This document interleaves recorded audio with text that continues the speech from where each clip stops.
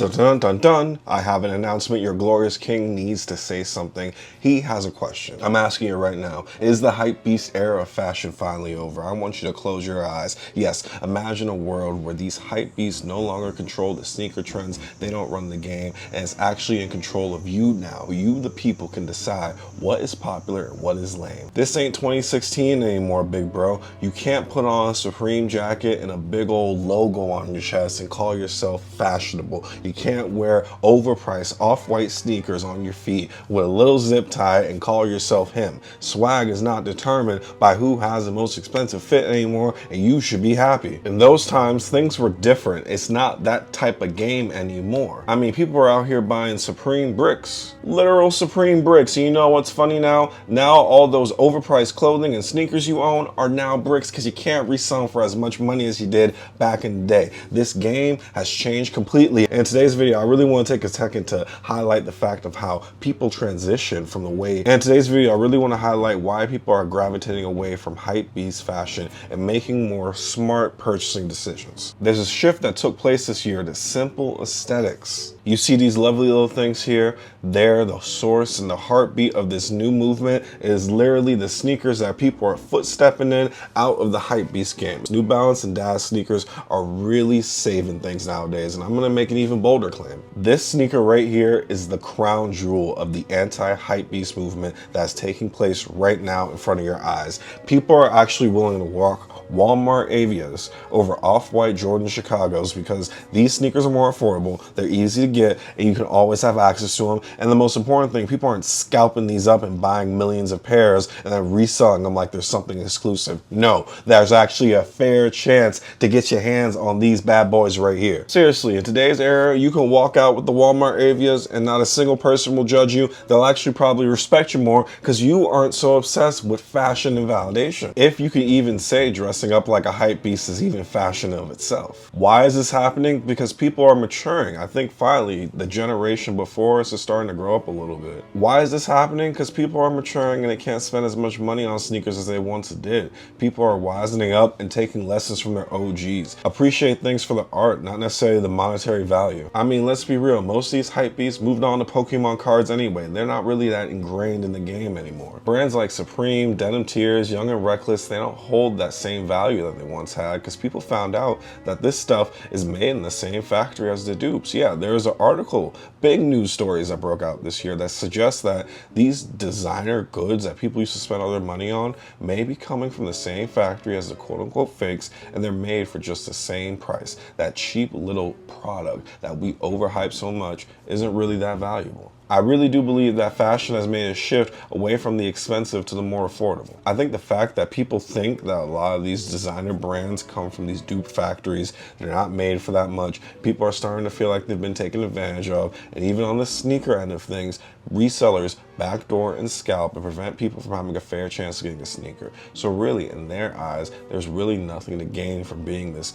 super expensive Hypebeast with all this loud, gaudy decor. Look at this image right here. He's wearing so much Supreme gear. He's got the Supreme bag, the Supreme shoes, the Supreme jacket. It's very, very like, I'm walking around wearing a price tag, and just because this price tag might be a little bit higher than what you're wearing, you should think I'm this cool, swaggy individual. But people are tired of this. This was an old era of the 2010s that no longer exists in 2020 as much as it did before because people are really growing up and maturing. That's why these dad shoes are so popular, because people are maturing with their aesthetic. Just look at the whole Nike Tech quarter zip debate. People are actually moving away from Nike Techs, the old classic hoodie that made you look like you were this super raw, tough individual with all this Nike Tech gear on. You got your ski mask on, and people are like, no, YNs, you gotta mature.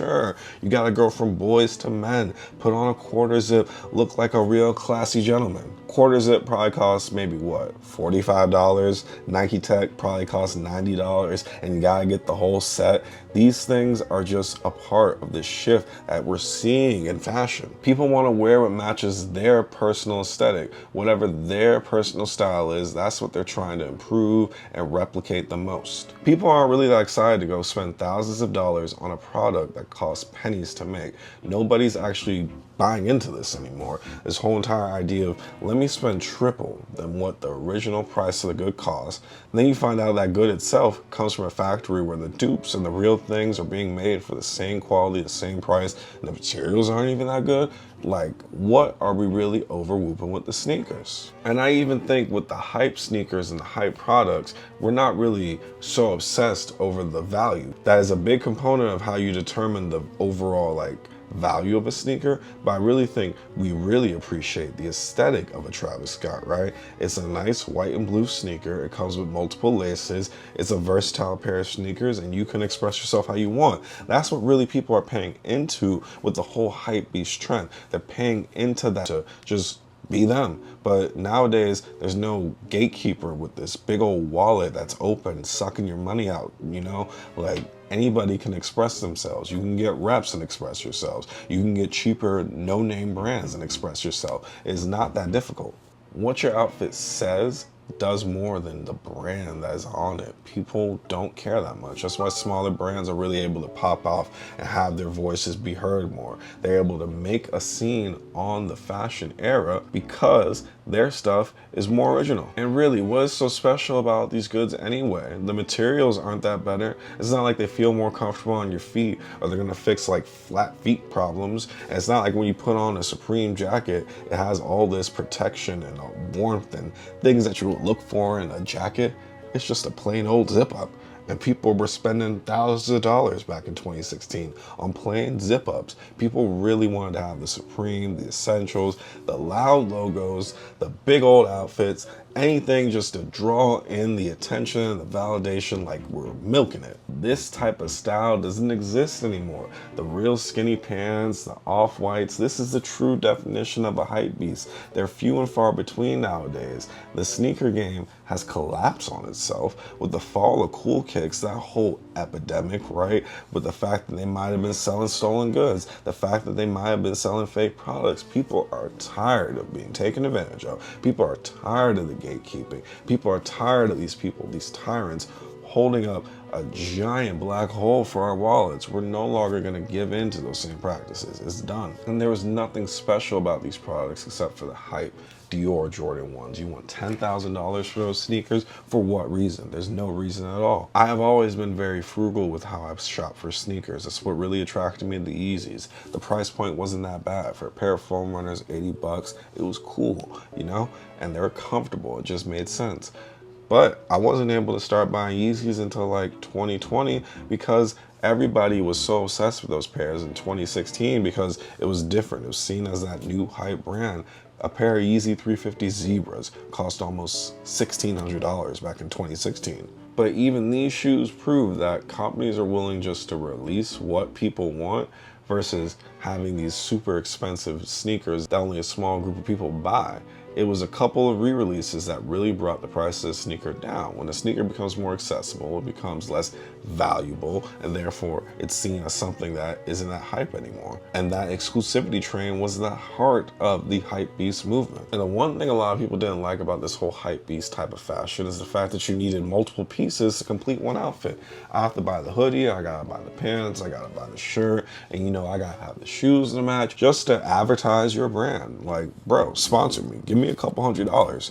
I would love that. Someone sponsor me to wear their clothes. I'd do it, you know? But when you're not getting paid to do it and it's actually costing you way more to advertise somebody else's good, it's like, what? You gotta wake up and realize, man, this is little boy stuff, man. This is just churlish and insubordinate, Jay Quellen. We're not doing it. And a lot of brands are trying to shift their perception to be more affordable and long-standing. These essential hoodies right here are now a really big staple for a lot of people because they're more accessible.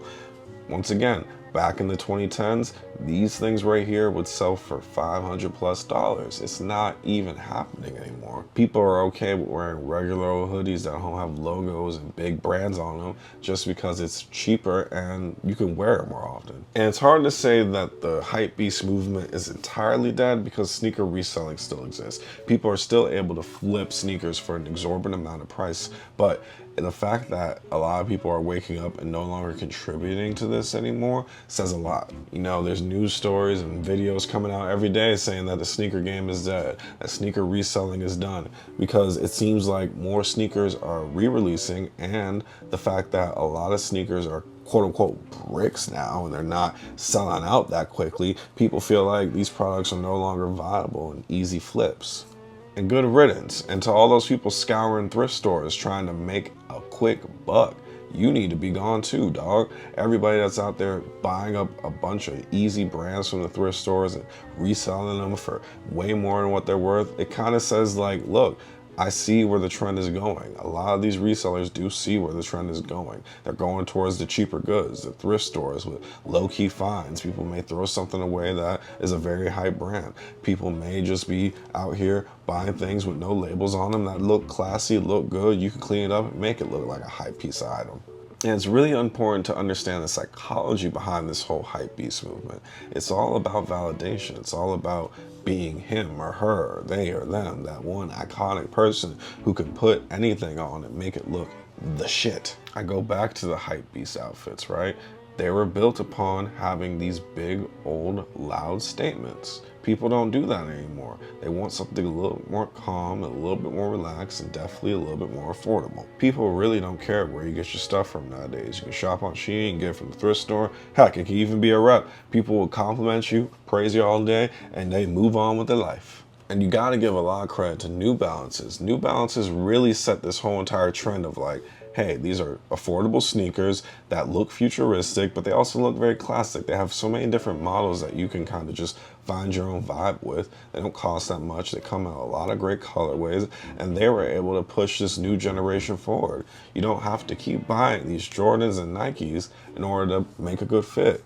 And now, since New Balance is winning, Asics are definitely winning. There was a point in time where you get roasted for wearing Asics. They were seen as the old man running shoe, but now they've been able to switch up their perception and be more appealable to younger crowds, and people are buying them. They're everywhere. They're cheap. That's what's being this Hypebeast era of fashion, these cheap, affordable goods. The Adidas Samba, a regular shoe, is now getting acknowledged and praised for being a big staple in a lot of people's rotations. There's a huge cultural shift. There's more of an emphasis on comfort and versatility, and TikTok and social media and this whole fast fashion movement have really skyrocketed the pull away from this Hypebeast fashion. Like I said, people want to put quick fits together and display them as quickly as possible. Shein is great for that. They have a lot of cheap options. They come to you quick and you can follow the trends, right? Boom, sneakers. People don't care about the labels and the tags and the brands. They just want to see what looks good.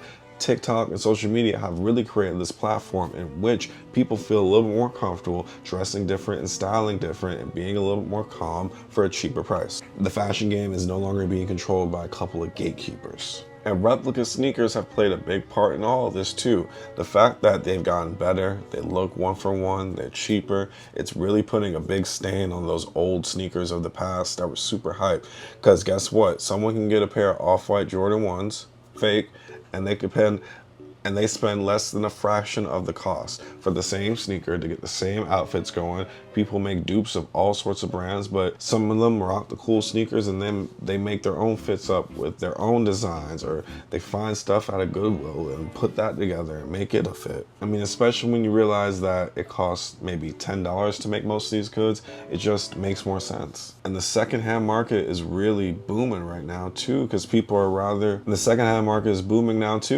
realize how much of a steal thrift stores are. You can go in there with 20 bucks and walk out with a couple of items. But let me know what you guys think. Do you feel like Hypebeast fashion is finally coming to an end, or do you feel like it's exploding more now than ever? Let me know in the comment section down below. I hope you guys have a good one, and I'll catch you in the next video. Peace.